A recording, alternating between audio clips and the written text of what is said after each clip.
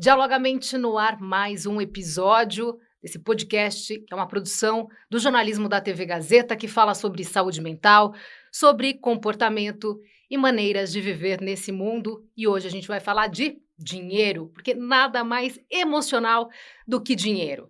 Inclusive, uma pesquisa mostra que a situação financeira é a questão que mais afeta a saúde mental dos brasileiros. O dado é do Instituto Cactus, uma entidade filantrópica, e da empresa de tecnologia Atlas Intel. E aí, por que a gente chegou nesse ponto? E o que a gente pode fazer sobre isso?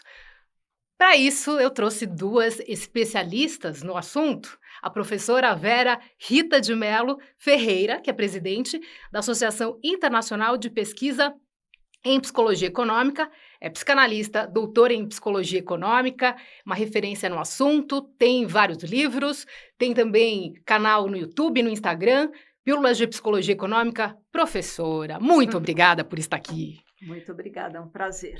O prazer é meu. E também a Luciana Pavan, que é consultora de finanças pessoais, especialista em economia comportamental, criadora do canal no YouTube 90 Segundos de Finanças. Um prazer. Muito obrigada pelo convite. Prazer é tudo meu, muito agradecida, mas vamos direto aqui ao assunto. Então, a gente estava falando sobre saúde mental, que é o tema principal aqui do Dialogamente, e dinheiro. Então, eu fico sempre me perguntando se o pessoal não sabe fazer conta básica, se é um problema de educação básico, se é um problema de educação financeira, ou se é uma questão de falta de terapia, né? Porque o que acontece para essa situação que a gente está hoje? Então, trago aqui alguns dados. Inadimplência atingiu 30% dos consumidores do Brasil, segundo a Confederação Nacional do Comércio. O endividamento, que é o compromisso ainda em aberto, aquele ainda dentro do prazo, tipo parcelas, aí 77% da população brasileira. E o tipo de dívida que mais apareceu nessa pesquisa, cartão de crédito. Por que as pessoas estão desse jeito no que diz respeito às finanças, professora? Não é uma questão de ou, é uma questão de e, né? Então, tem problemas de educação básica, sim, português e aritmética, tem problema de educação financeira, que é uma coisa que nos últimos anos vem começando a ganhar terreno, ainda falta bastante. Tem as limitações psicológicas que todos nós temos. Já dizia Hélio Pellegrino, a condição humana não tem cura, né? Então, não é que a gente consiga resolver tudo isso. E claro que tem o contexto. Eu falo sempre do jujuzão, né? Quer dizer, você fica uma vez sem pagar o integral do cartão de crédito, o jujuzão vem e miau. Jujuzão são os juros de até 15% ao mês. Como assim, né? Como assim? Então, pois é, como assim, né? E vai virando uma bola de neve. Então, por mais que a pessoa queira se organizar, se de repente tiver um desequilíbrio na vida dela, uma doença em família, uma separação conjugal, desemprego, pronto. Ela entrou no turbilhão. Agora, para sair, meu amigo, minha amiga, ó. Luciana ajuda a tirar muita gente, o pé da lama de muita gente, né? Fazendo essas consultorias. E tem milhares de histórias aí que as pessoas estavam no negativo sem saber para onde correr, e aí com todo o trabalho é possível e a pessoa consegue dormir em paz, né? Então saúde mental também está aí, né? Exato, e assim, é interessante que essa pesquisa do Serasa que fala, né, dos 71 milhões de brasileiros endividados, quando você vai olhar a fundo as características dessa dívida, você falou cartão de crédito, né, uma das principais motivos, mas aí você vai olhar o valor. É em média R$ 4.900. Aí você vai olhar, é uma de 4.900? Não, são umas 3 ou 4. Então, o valor médio de cada dívida dos endividados é R$ 1.300. Aí você olha para as finanças da pessoa, Lu, você vai cortar o cafezinho? Não, não vou cortar o cafezinho. Se olha uma anuidade de cartão de crédito que tem a coragem de cobrar R$ 140 por mês, você cancela o cartão, você pagou uma dívida. né? Uma dívida sua de 1.300, você cancela. Então, assim, lógico que não é sempre simples, assim, com todos os casos, é o que a Vera falou, é um contexto muito grande. E uma coisa que é importante falar, a pessoa não chegou ali do dia para a noite, né? O Jujuzão vem comendo, né, as suas finanças, sua capacidade de poupança por vários meses. Então, assim, um trabalho de sair da dívida também vai levar um tempo, né? Mas é um tempo de você olhar e se debruçar para as suas finanças, né? Ter coragem, vencer as barreiras psicológicas desse trabalho, né? Para conseguir, de fato, gastar o dinheiro de forma melhor, né? Cortar esses desperdícios, como anuidade de cartão de crédito. E aqui, hoje em dia, a gente já está numa situação que muitos oferecem cartões sem anuidade, né? A gente não está fazendo propaganda de ninguém, Sim. porque a gente já está no mercado que chegou nessa concorrência. Então, é muito importante você sair, né? E entra um pouco do que a gente estuda, né? Aprendi com a Vera aí, do nosso viés do status quo, né? De sair da situação que a gente está e realmente procurar alternativas. Então, acaba que no meu trabalho eu ajudo as pessoas a procurar essas alternativas. Essa busca por uma alternativa, por uma saída, acho que muitas vezes a pessoa quando dói muito e a pessoa cansa de doer, e cansa de não dormir, e cansa de ver as consequências na vida, que muitas vezes ela fala, bom, me rendo, eu preciso de ajuda. Mas, e aí, a pergunta que eu queria fazer, que também por isso, porque ainda não cansou de sofrer, ou porque tem vergonha de pedir ajuda, de falar que tem determinados gastos, e aí vai para o crédito rotativo, que é o mais caro que tem no mercado? Então, outra vez, tudo isso, e também a inércia, né? Porque isso a gente herdou dos nossos ancestrais, lá no começo da espécie humana, sobreviviam os indivíduos que não faziam nada, que guardavam a energia, porque a cada dia eram tantas ameaças que se você pegasse uma caça, por exemplo, você tinha que comer tudo, se empanturrava e ficava quietinho dentro da caverna. Não saía lá sambando na frente, porque passava o tigre e levava miau, né? Acabou. Então, a gente herda essas tendências e até hoje a gente quer poupar energia. Não precisa mais, né? Eu estou aqui cheia de energia poupada que eu não precisaria. Mas a gente ainda tem essa coisa de comer mais do que precisa e tudo mais. Mas desde que a gente gaste o mínimo de energia. Então, para tomar providência, primeiro cair a ficha e perceber, eu estou encalacrado, eu preciso de ajuda. Isso para muita gente é humilhante, como eu cheguei nesse ponto, não posso. E talvez até para homens seja mais difícil, talvez você possa confirmar isso, Lu, do que para mulheres, né?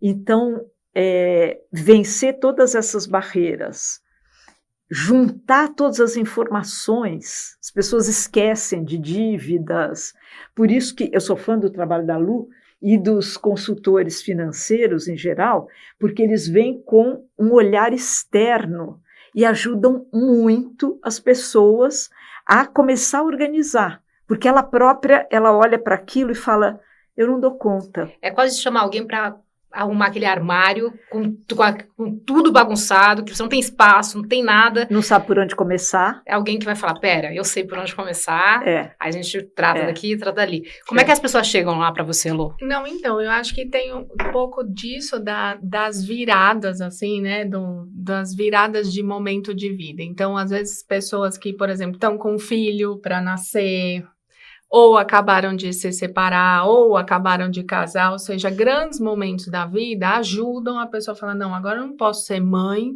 e viver nessa bagunça, eu vou ter uma criança e tal.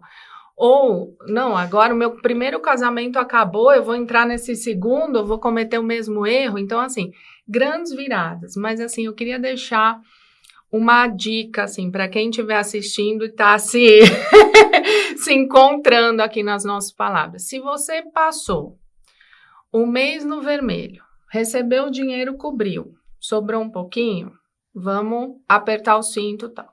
Se você passou um mês no vermelho, recebeu dinheiro e não cobriu, isso é uma luz vermelha. Se você acha que o seu 13º salário, ou o bônus da firma, ou não sei mais o que, vai cobrir, você está esquecendo da conta dos juros, do jujuzão. Então, assim, passou um mês que você recebeu e não cobriu, peça ajuda. Comece com um amigo, comece com um parente, entra no Instagram dos consultores, manda uma pergunta, faça qualquer coisa, mas faça alguma coisa. Aliás, uma curiosidade aqui é assim, a pessoa já está devendo os tubos, não sabe nem por onde começar, ainda vai pagar um profissional para ajudar, não tem dinheiro. Como é que isso é trabalhado? Como é que a gente se paga, né? Não, pois é. É uma ótima pergunta, eu acho que isso acaba que muita gente não procura por conta desse medo, mas assim, a gente acaba encontrando meios de.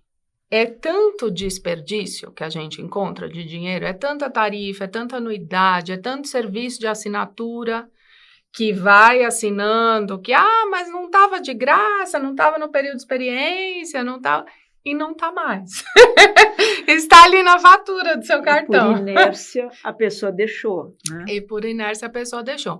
Então, na grande maioria dos casos, a gente encontra meios de se pagar, sim, por conta desse desperdício de dinheiro. E tem vários, assim como eu, e eu sei que tem muitos colegas também, que fazem casos pro bono. E tá tudo bem também, né? Uhum. Agora, professora Vera Rita, o nosso cérebro, ele faz essas engenhocas para a gente fugir do problema, fugir da dor, não encarar o sofrimento, né? E aqui um pouco no divã, mas queria te perguntar assim, o cérebro também pode ajudar no sentido contrário, tipo, levanta aí minha filha, vamos lá trabalhar? Mais ou menos. Mais ou menos.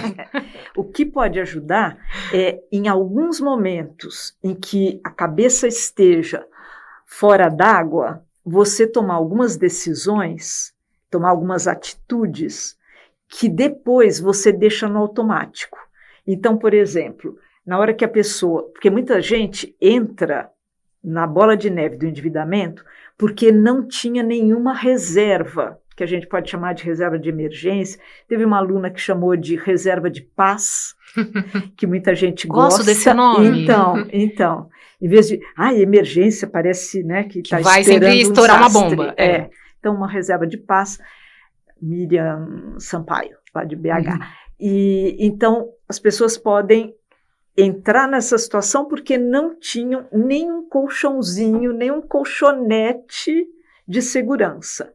Então, para começar a construir, nesse sentido que a Lu estava dizendo, né, você vai cortando gastos desnecessários, vai encontrando alternativas mais baratas, desde, para quem tem condição de ter carro, para que trocar de carro a cada 2 anos, 3 ou 4 ou 5? Eu estou inaugurando 11 anos com o mesmo carro. Maravilhosa. Vamos lá em casa passar com o meu marido? Vamos hoje? Pois é, isso também. As meninas sabem mais das coisas, né? Carro japonês, não vou fazer merchan, mas ainda mais de graça, né? Mas com isso eu consigo viajar, consigo ir para os congressos, enfim, várias coisas. Então a gente consegue ir tirando alguma coisa do meio daquela confusão para começar a guardar dinheiro automaticamente. Você toma uma decisão, nessa hora que eu falei que está com a cabeça funcionando ainda, né? Você fala, tá bom, então combino na instituição financeira que todos os meses, X%, se a renda for variável, a pessoa trabalha por conta própria, alguma coisa, ou tantos reais vão para tal aplicação. E daí você usa a inércia a seu favor, porque você até esquece, e o dinheiro não passa na sua mão, porque dinheiro na mão é vendaval. Então, o dinheiro já pimba, e você começa a contar com menos X, e incorpora isso. Quando você for ver, nossa, olha o que eu já tenho. E isso vai ser muito importante. Foi um divisor de águas na pandemia. Quem tinha reserva passou de um jeito. Quem não tinha reserva passou no sufoco completo. E tem gente que não se recuperou ainda, né? Não tem muito aquela frase, assim, e até pensando no carro, né? Mas eu sofro tanto, mas é tão difícil, mas eu não sei o quê, mereço. Isso vai pra comida também, né? Porque o chocolate tá sempre ali pra gente, né, o nosso merecimento. Mas e no dinheiro? Hein, Lu? Tem. Tem e muito, né? Mas eu acho que é uma questão muito de você não criar essa forma de pensar, não criar esse gatilho para você consumir, né? Criar gatilhos que te protejam de você mesmo, né? Então, a Vera tem um ídolo aí, o George Loewenstein. Deus. O Deus, que fala que a gente tem um comportamento um pouco autodestrutivo. O vovô Freud também já falava isso há 150 anos, né? Exato, exatamente. Então, assim, esse do eu mereço tá nessa gaveta do autodestrutivo, porque isso não vai ajudar a gente em nenhuma hipótese. Em nenhuma hipótese. Então, assim, porque normalmente você atrela o eu mereço a um consumo. Você não fala eu mereço e vai aplicar, né, o seu dinheiro.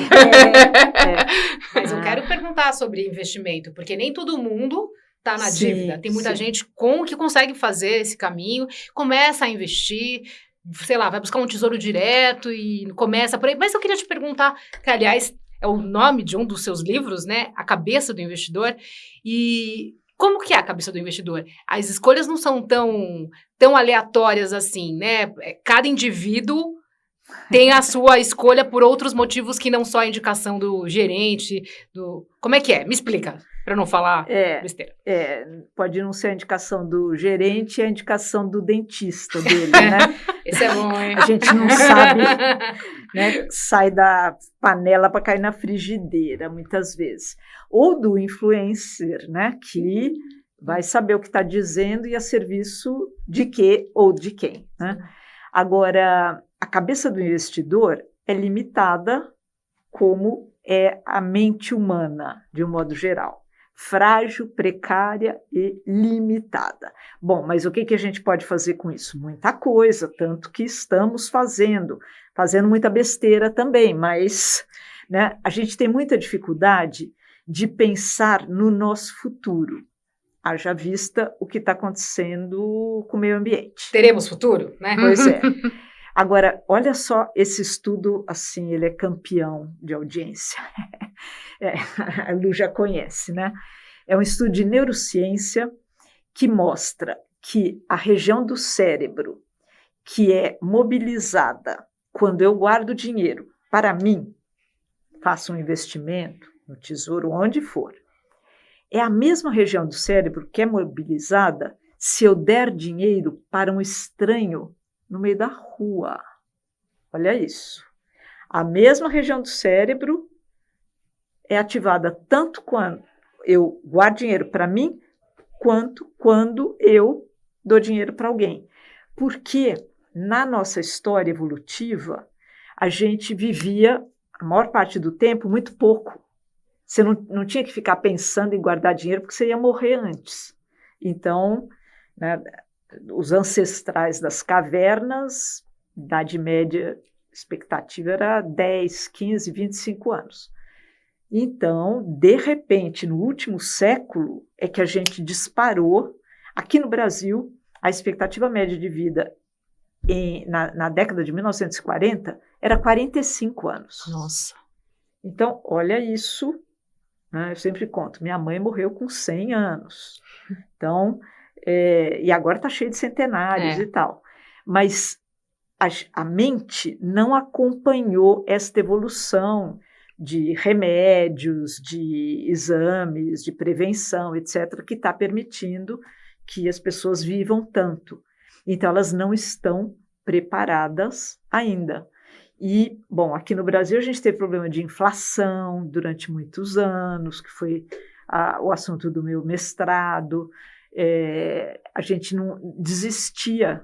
Para que eu vou me organizar se vem um plano de governo, muda a moeda e a minha poupança vai para o espaço, como foi. Né? Em muitos momentos.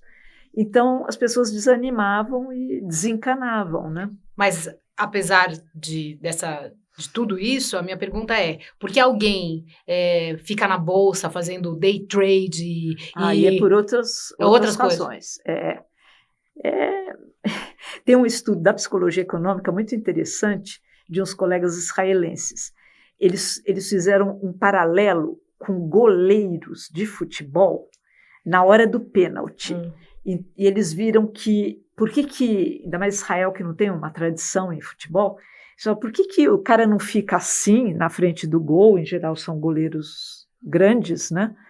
Ele teria talvez até mais condição de segurar a bola. Mas ele se joga para um lado ou para o outro antes da bola ser chutada. Eles foram conversar com os caras, analisaram vídeos e tal, foram conversar com os goleiros, é por angústia. Porque se eles não fizerem nada, todo mundo vem para cima deles e eles mesmos pensam... Jurava que era uma técnica. Não, e se eu tivesse me jogado para um lado ou me jogado para o outro? E daí eles fazem um paralelo com day trading, que as pessoas também não conseguem ficar paradas. Então, o day trader, em geral, ele fica lá operando furiosamente, e daí vem 1000 fantasias. Eu não posso perder essa oportunidade. Deu X durante 7 vezes, agora vai ter que dar Y por causa disso.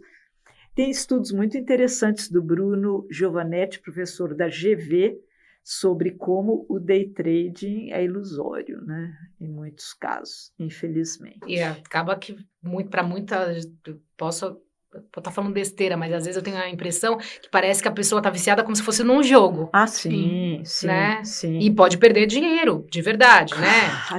Claro. E perde. Né? Pode perder, né? Que, aliás, vamos falar de amor?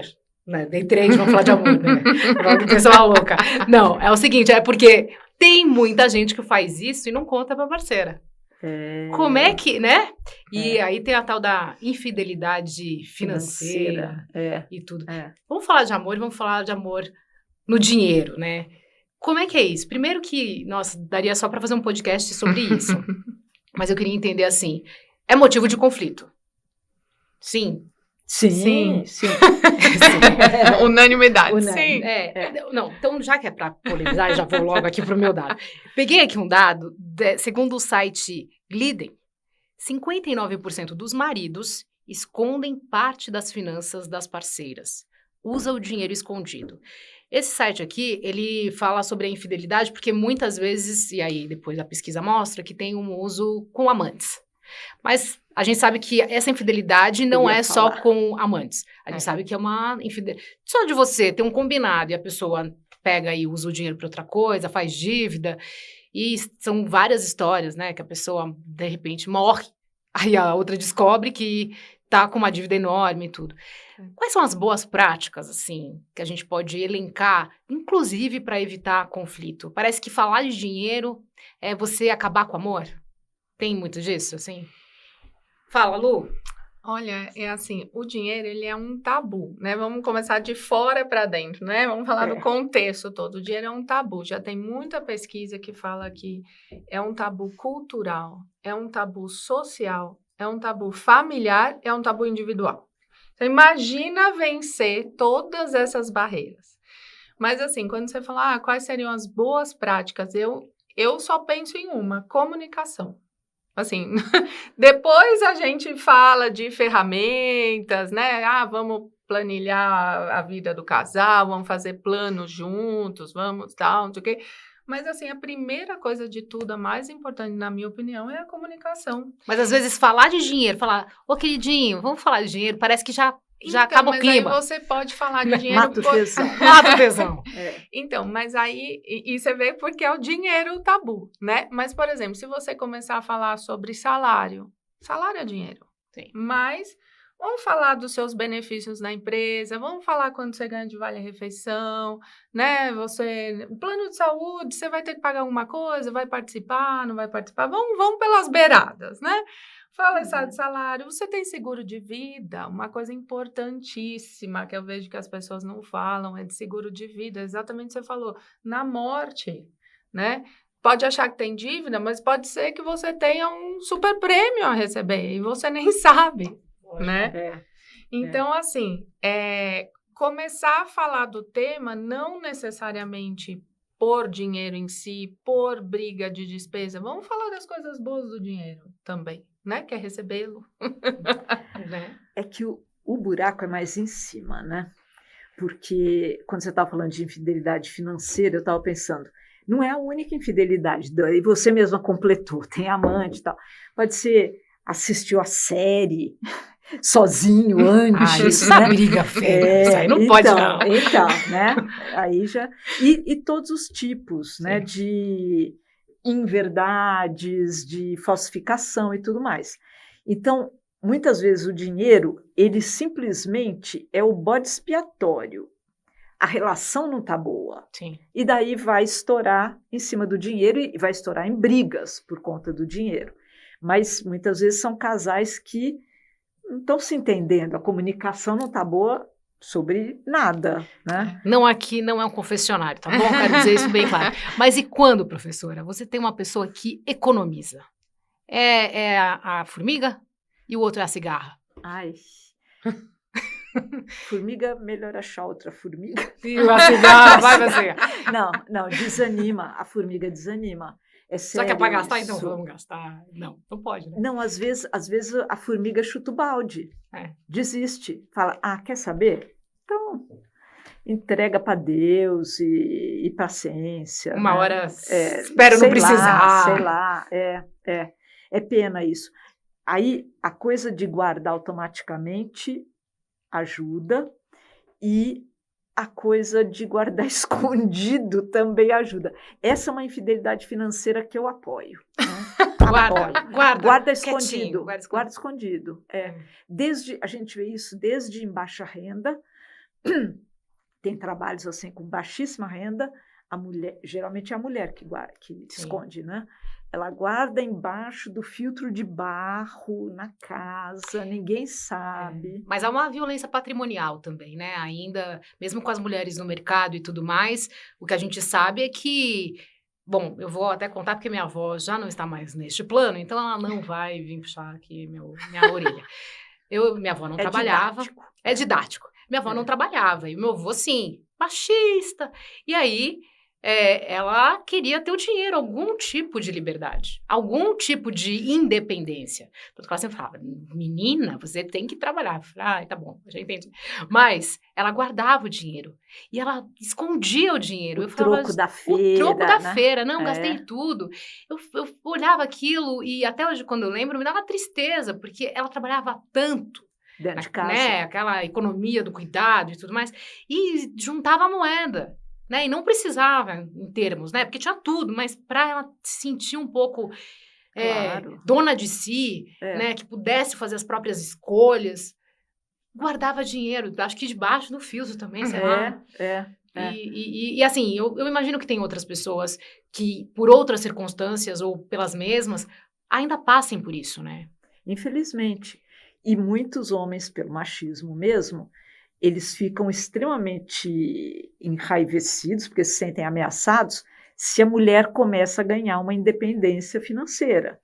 Então, não quer que ela trabalhe para ela não ter o próprio dinheiro. Até hoje isso acontece. Ou, aí que tá, não é só marido também, né? Uhum. Às vezes tem filhos, tem netos que ficam pendurados na aba da avó, do avô. Tem Sim. Uma coisa, a gente já tem até um termo, né?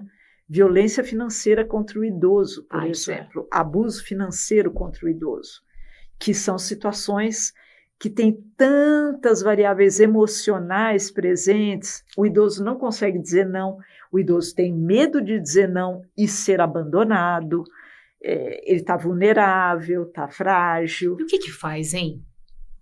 Desde o Ministério Público, que pode entrar na jogada em casos mais graves, até muita conversa, né, a comunicação e tal, mas são situações muito complexas. Muitas vezes precisa ter um terceiro, um olhar externo para ajudar. E aí, ainda no tema do casal, a própria psicologia econômica oferece uma ferramenta super bacana que é o genograma financeiro. que normalmente é aplicado aí por um profissional da área, que você desenha a árvore genealógica da sua família, né? Na verdade, cada um do casal vai desenhar a sua. Então, desde os seus avós, seus pais, seus irmãos. E aí tem algumas perguntas específicas para a gente entender como é que esses seus parentes, né? Como é que seus antepassados lidavam com dinheiro? Lógico, você não sabe a informação, mas assim, do que você já ouviu da história, eram imigrantes, trabalhavam na fazenda, guardavam dinheiro no colchão, conseguiu comprar um carro, não conseguiu comprar um caminhão, enfim, do que você guardar de história, o profissional vai te ajudar a compilar num único lugar. E quando você olha o do casal, ou seja, cada um fazendo o seu, você começa a ver os parâmetros que estão sendo implantados ali naquela família. Porque você vem com essa bagagem, né? Você, sei lá, conheceu seu companheiro com 20, com 30, com 50 anos. Faz 50 anos que a pessoa está agindo com o dinheiro de um jeito. Você está agindo com o dinheiro do outro jeito. E, de repente, vocês vão para debaixo do mesmo teto e acham que vai dar tudo certo. Não vai. Então, assim, existem ferramentas e aí a comunicação passa por isso, ou seja, até a decisão de falar, poxa, vamos pegar alguém para nos aconselhar, né? Tem uma amiga nossa, né, Valéria, que é psicóloga especialista em dinheiro. Então, tem profissionais aí no mercado que ajudam... E ela tem no casal? Atende casais. Que interessante, eu acho que vem dela, não é bem da psicologia econômica, a história do genograma. Da psicologia do dinheiro. Psicologia do dinheiro aqui no Brasil. Perfeito. Aqui no Brasil, acho que tem a ver com a Valéria Meirelles mesmo. Bom, tudo que... Assim... Agora, não tem regra única, viu? Esse que é o ponto. Não tem assim, todos os casais devem ter conta conjunta. Não necessariamente.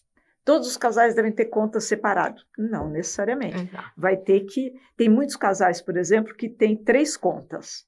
Cada um tem a sua e os 2 têm uma conjunta. E se organizam dessa forma. Não tem tamanho único. Quando a diferença de ganho é importante, isso também... É tudo um acordo, né? Tem que ir comunicação, né? Mas isso dá problema, né? Então, e é o machismo outra vez. Porque quando a mulher ganha mais que o marido... dá um trabalho para ela. Ela muitas vezes não revela para o marido que ela ganha mais. Outras vezes ela entrega toda a grana para ele, porque ela quer garantir que ele não se sinta inseguro e que vá refletir em outras situações. E tem muito homem que se sente menos viril, né? Eu ia falar na cama, inclusive.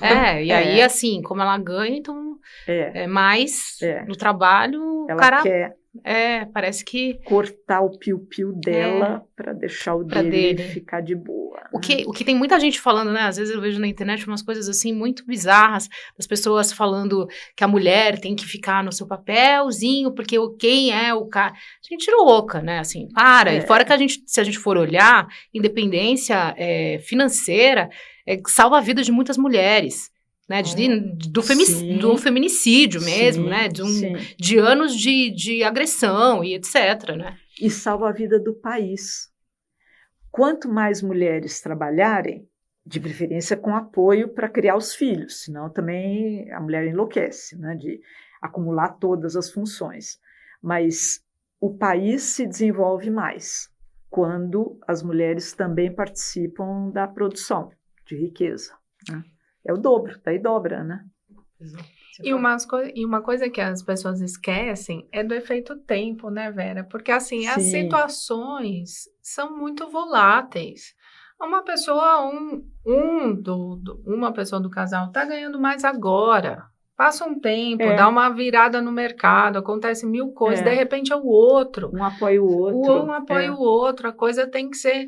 Não está escrito na pedra que aquele vai ganhar mais o tempo inteiro, o outro vai ganhar mais o tempo inteiro, sabe? Boa. As decisões não podem ser tomadas como aquilo vai ser a verdade absoluta daquele casamento. Pelo contrário, né? Mas como garantir a individualidade e o que o casal constrói junto? Eu só tenho uma resposta, com comunicação, com combinados, com planejamentos, com coisas assim, porque dá para você garantir, né? Ainda mais quando você começa a pensar em filhos, não é mais a individualidade de cada um, é a individualidade da família inteira, porque tem cada um ali querendo fazer uma coisa diferente e você ainda quer fazer uma coisa junto. Bom, e a gente está no fim do ano, tem Natal, né, o comércio feliz, e aí também fim do ano Black Friday, tem todas essas coisas, sem lembrar que no janeiro chega, né? Esperamos, pelo menos, né? E aí eu pergunto para vocês, é o momento que as pessoas derrapam bonito? Tem um truque, já vou entregar logo, tá? Estabeleça um teto para gastos, seja na Black Friday, seja no Natal, seja com o seu 13º, o que for. Mesmo que seja um teto na cabeça, se você for bacanérrimo e fizer uma listinha, tá de parabéns, é o melhor de tudo. Se não, adoramos listas. Agora, total. Agora, se pelo menos você tiver um valor na cabeça, a gente tem estudos na psicologia econômica que mostram que quem tem esse valor na cabeça pode gastar de 20% a 30% menos do que quem mete o louco e vai às compras. Porque daí tem um fenômeno que chama contabilidade mental, que você se relaciona com o dinheiro de forma compartimentada. Então, primeiro que você faz 1000 bobagens, né, imaginando a grana. Se alguém tem salário, por exemplo, acha que o seu 13º vai ser full, vai ser o bruto. Chega na hora, 30% a menos, né? E daí, ai meu Deus, não deu para nada. Pois é, você fez planos mirabolantes. E, além disso, a pessoa vai gastar num dia, eu vou ganhar 10 mil, que não é, já é 7 mil, né? Então eu vou trocar o celular. Só 4.999. Só. Vai sobrar metade, já era, né? Vai sobrar 2 pila.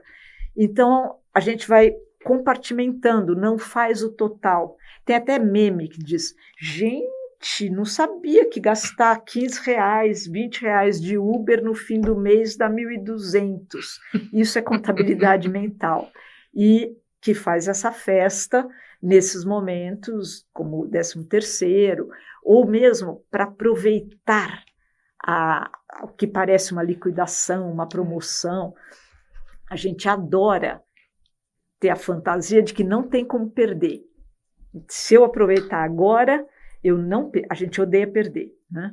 Então, desse jeito, eu estou me garantindo que eu não vou perder. Mentira, né? Muitas vezes nem acompanhou o preço, black fraud e tudo mais, né? Listas, então.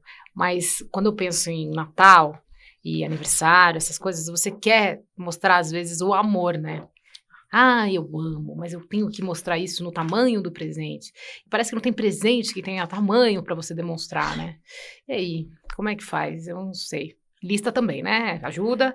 Mas... Não, e perceber que não tem presente mesmo, que represente tudo que você sente. Então, pode dar uma coisa muito singela, né? Pode combinar, né?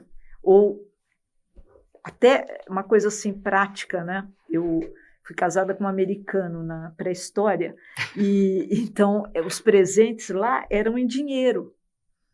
E daí ficava meio equilibrado. E cada um ia lá e comprava o que queria. Um vale-presente, alguma coisa assim, pode combinar um pouco, né? Truques? Ajudas? Não, eu queria voltar a pergunta para você. É sentimento ou é status? Porque ostentação, ostentação. Né? Porque tem uma frase que eu adoro, que é até do material de educação financeira lá do Vida e Dinheiro, né? Quem está procurando o material, vidaedinheiro.gov.br é um ótimo lugar. E é o seguinte, que ele fala o seguinte, que status é você comprar com o dinheiro que você não tem, o que você não gosta, para quem você não deseja, e para mostrar ser de fato quem você não é. Não é o Ótimo. máximo? Perfeito. Então, assim, É. isso. Então, a coisa às vezes se mistura, sabe? É muita emoção junta, é essa aversão à perda que a promoção acaba amanhã, tudo acaba amanhã, a televisão acaba amanhã, não vai ter mais televisão no mundo, né? As pessoas se É. matando para comprar uma televisão. E aí, de repente, tudo isso junto, e você é levado aí, no fundo, por um grande status, que é um vilão péssimo das suas finanças. Agora, o governo pode fazer alguma coisa? Esse site é do governo.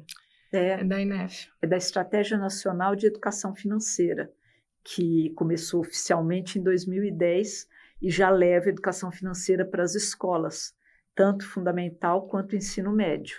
Material de primeira, assim, a De gente- graça. de graça, pode baixar, e é muito interessante, caprichadíssimo. Titi aqui fez a consultoria para psicologia econômica e foi a primeira estratégia nacional de educação financeira no mundo que teve esses insights psicológicos. Que demais. É. E falando nisso, te apresentei, né, como presidente da Associação Internacional de Pesquisa em Psicologia Econômica. E AREP. E aí a gente estava falando do papel da mulher há pouco.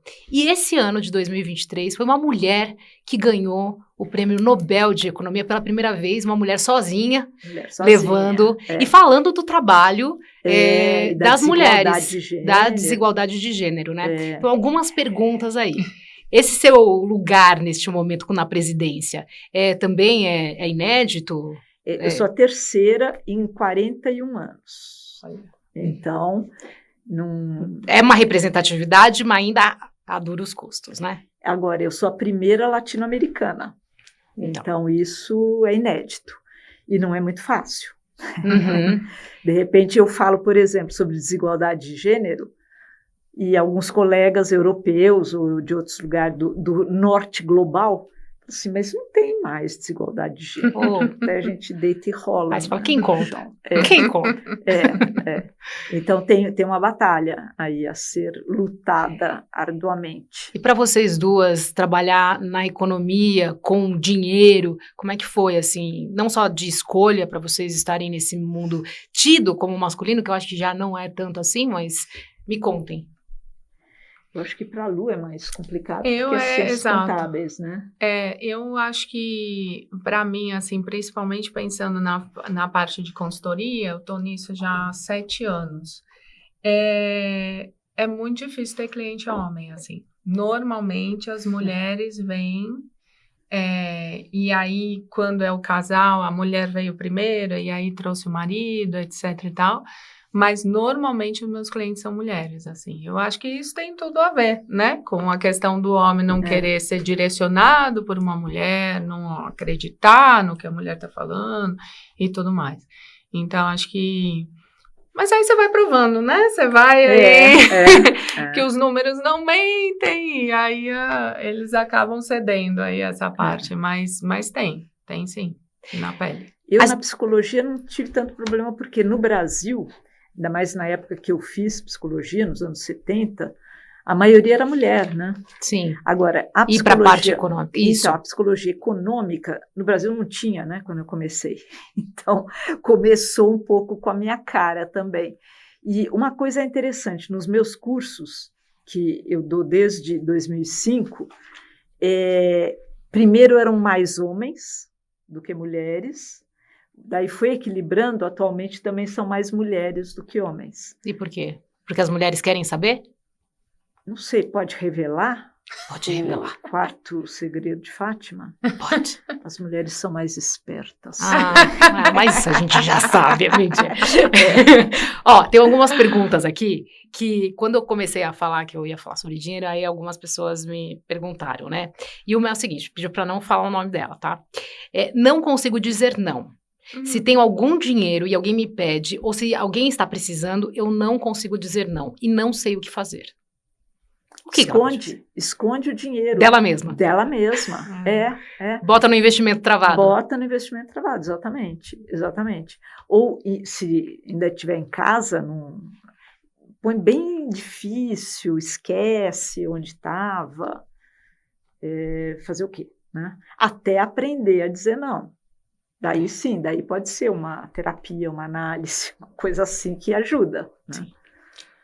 Nossa, é tão importante essa pessoa aprender a dizer não. Gente, assim, são tantos casos que eu já atendi que um nãozinho teria livrado a pessoa de problemas de anos.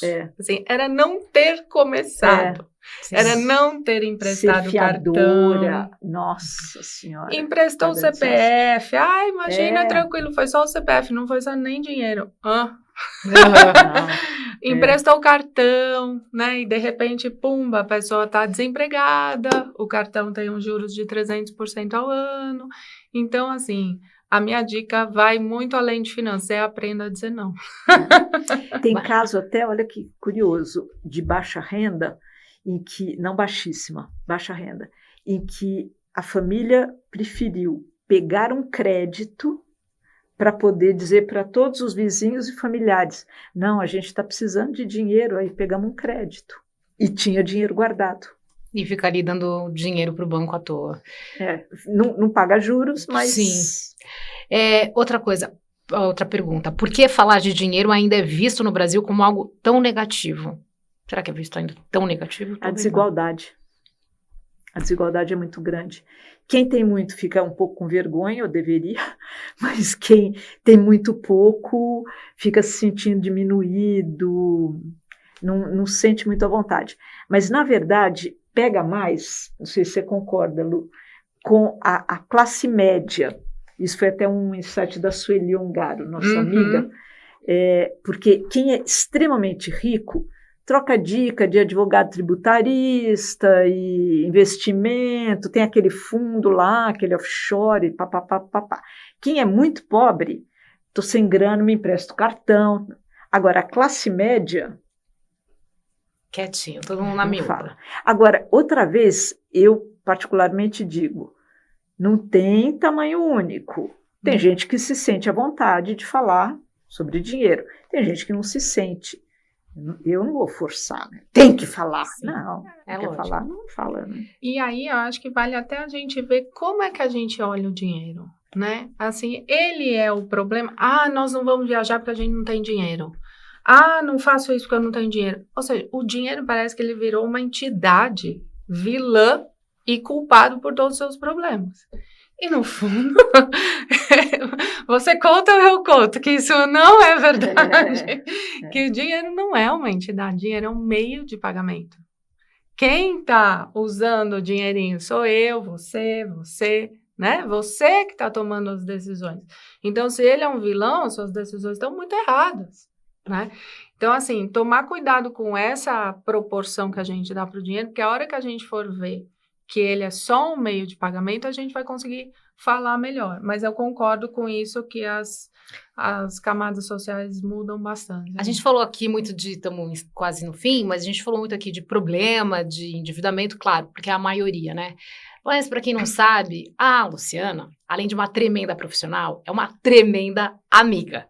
E a gente conversando um pouco antes, uns dias, faz um tempo, e aí ela estava me contando de uma experiência que ela estava falando sobre como quem guardou dinheiro, como quem tem dinheiro, usar nesse momento no fim, não diria no fim da vida, mas depois da aposentadoria, e talvez aí que a vida mesmo aconteça para muita gente, mas eu achei tão legal, tão bacana, que eu falei, queria contar para os meus pais, ou são pais, sobre isso. Me explica mais ou menos o que é. Não, tem dois casos que eu já atendi mais ou menos na linha de gerontologia financeira, né? E aí a gente tá, né, falando para todo mundo e tudo mais de construir patrimônio sempre. Mas chega uma fase da vida que você pode consumir o seu patrimônio. E como você consome? Né? Como que você aprende a consumir seu patrimônio? Principalmente porque a gente também está chegando em situações muito específicas de não ter herdeiros. Então, aí, cada vez mais, né, a gente vai chegar nessas situações que não tem herdeiros. Então, assim, quase um cálculo atuarial, que eu não sou essa profissional, mas assim, você tem tanto sobrando, guardado, investido em imóveis, o que quer que seja. E se você viver 30 anos mais, né? Quanto que você pode gastar por mês? E aí, falou gastar, é quase a mesma coisa que tivesse falado perder. Nossa, eu vou torrar? Nossa, eu vou perder, né? A aversão à perda aí que dói 2 vezes mais, né? Então, assim, e aí a gente tem que meio que tentar reaprender, ou seja, se reeducar, ou seja, eu não vou estar perdendo, vou estar consumindo, usufruindo o que eu batalhei muito, eu batalhei uma vida para conseguir. E isso é super importante, assim, é uma mudança de pensamento muito grande, de um pedaço da população, né, muito específica, um nicho aí muito específico, ou seja, pessoas que estão muito bem de vida e que por acaso não têm herdeiros. E aí tem que realmente aprender. Ou mesmo que tem herdeiros. Bom, isso Exato, é também uma polêmica. Mas eu acho, assim. Mesmo que tenha herdeiros, mas aí as pessoas acabam usando normalmente, né? Não posso generalizar, mas normalmente a desculpa do herdeiro, não, quero deixar para o meu filho, quero deixar para minha filha, quero deixar para o meu neto, porque assim não precisa mudar de comportamento, né? Assim você continua do jeitinho que tá e vai. Mas é super interessante esse tema, assim, tem profissionais, tem cursos, tem um monte de coisa bacana aí também para ir nessa linha. Maravilha. Falando só em curso, os cursos, Isso. quais são, assim, qualquer pessoa faz ou tem que ser iniciado? Não. Depois tem que ser iniciado, mas pode iniciar com o curso introdutório que chama Psicologia Econômica, uma introdução com pitadas com contribuições de psicanálise, porque eu sou psicanalista de formação, né? Esse está online e assíncrono, então você tem 1 ano para fazer na hora, no seu ritmo, na hora que quiser, lavando louça, você vai escutando e tal, porque é uma conversa bem informal. São 16 horas quase, mais 50, 60 conversinhas. Então, você pode montar conforme o seu interesse e tudo mais. Que ótimo. E daí tem um outro que também é online assíncrono, que é mais breve, que chama Comportamentos Econômicos, que são 4 módulos que tem, por exemplo, o impacto das experiências infantis na vida adulta e em relação à economia. Tem comportamento fiscal, comportamento do investidor, e materialismo e posse psicológica. Nossa Senhora, coisa boa demais. E tudo tem assunto isso... para mais programa também. E tem assunto para muito programa. Nossa, pauta não vai faltar. Em cursosverticepsi.com.br. Cursos, vértice. Vértice, tudo junto, Psi, sem o acento, tal. né? Uhum. cursosverticepsi.com.br. E também no YouTube? Pílulas de Psicologia Econômica, e no Instagram, Psicologia Econômica, tudo junto, sem acento. E você, Lu? Eu tenho um site chamado 90 Segundos de Finanças, ali vocês podem ver todo o meu portfólio, material, tem um link para o canal do YouTube, que são mais de 200 vídeos aí, 90 segundos de finanças, e vale lembrar que é da época que nem existia Reels, né? Eram 90 segundos, raiz ali desde 2016, né? E é isso, e aí eu faço tanto consultoria, palestra, workshop, tenho amigas maravilhosas que vão comigo nas coisas que eu invento. Totalmente. Então, o que você precisar de finanças, e principalmente nesse ponto, né, do comportamento, das emoções, vocês não vão ver vídeos de investimento, muito menos de como você fazer 1 milhão. Nem pensar. Nem pensar. É muito interessante que um dos vídeos é sobre o olerite, né? Um dos mais vistos, e o pessoal não entende o olerite. Muito e legal. A Lu dissecou ali, explicou e tem super. Ó, antes, diga. E os 2 livros. É verdade. Também, eu falei de um. Eu reeditei o primeiro livro, que é Decisões Econômicas, Você Já Parou para Pensar, que é bem introdutório, você lê numa tarde, e o outro que é A Cabeça do Investidor, que você tinha falado. Os 2 são reedições agora pela Alta Books. Alta Books. Estão disponíveis em livrarias, na Amazon e tal. E se quiser receber o audiolivro gratuitamente, o audiolivro é Psicologia Econômica e Psicanálise, aí tem que falar com a Cris, que é contato@vertipsi.com.br. Beleza, todo mundo tem aí, depois tem a gravação, o pessoal vai pegar, mas a gente não vai terminar sem passearmos aqui na minha farmacinha lúdica. E aí, Ótima. uma sugestão para cada uma de vocês. Escolher aqui, temos o Relaxol, Rock and Roll, Gargalhau, Rock and Roll ajuda, né? Buscopass. Inspirina, Buscopass. O que tá escrito ali? Alegrol e o outro aqui? Buscopass e Despertol. Despertol. Então é isso, gente. Escolham um remedinho de hoje e vocês Só me um? contam. Eu sei, dá vontade de fazer um belo de um coquetel. Põe aqui, põe ali. Qual você quer? Pra gente... Eu tenho estação de metrô sendo construída na Isso, esquina que é... e Relaxol com Buscopass, eu queria. É uma boa. Hoje ela tem aqui uma Eu preciso, desculpa muito da boa. Porque... Rock and roll já faz parte, então Já. não precisa adicionar. Então, por quê? Por que Despertol? Para despertar nas pessoas essa consciência financeira, para a gente entender, né, como eu tinha falado, que o dinheiro é um meio de pagamento, o cartão é um meio de pagamento, o famoso Pix é um meio de pagamento, né? E que se você está endividado, para você sair dessa situação, se você não está endividado e quer investir mais, só depende de você. E do jujuzão também, E do contexto jujuzão, também, exato, né? e das suas emoções, mas assim, você precisa dar aquele... Tem. Você é o ator. O ator aí. Sim. E tem gente que tem mãozinhos para ajudar, não é o... Exato. Isso. Professora, a gente já entendeu que tem aqui, mas é o Buscopass, né? Buscopass, porque o dinheiro pode tirar a sua paz. Mas, aí que mora o perigo também. Não acredite que o dinheiro pode comprar a sua paz interior, sua paz de espírito, porque não consegue. Então, tem que achar esse equilíbrio para ter o dinheiro suficiente para você não ficar atormentado, mas ir atrás de outros objetivos, porque, pelo amor de Deus, a vida é tão mais do que o dinheiro apenas, né? Muito mais com conversas assim. Isso, Eu por sou exemplo. muito grata por vocês duas estarem aqui.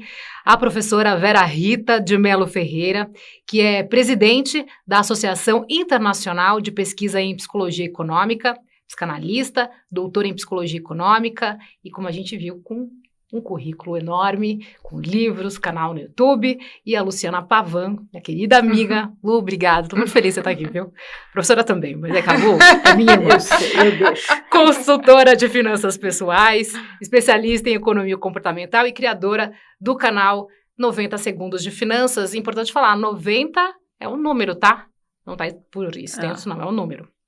Obrigada a vocês duas, até uma próxima. Muito obrigada pelo convite, foi um prazer. Foi um prazer, obrigadão. Dialogamente vai ficando por aqui, mas tem aqui uma ficha técnica importante, porque não faço sozinha. Tem a minha apresentação, Sabrina Pires, mas a pauta é do Caio Canavieira, a produção é da Maria Isabel Campos Melo, Abel, a equipe técnica, a Gisele Satini e o Gabriel Nereu, e a gerência de jornalismo da Valesca Quintela. Um grande beijo, dinheiro e paz na sua vida e até o próximo Dialogamente. Tchau!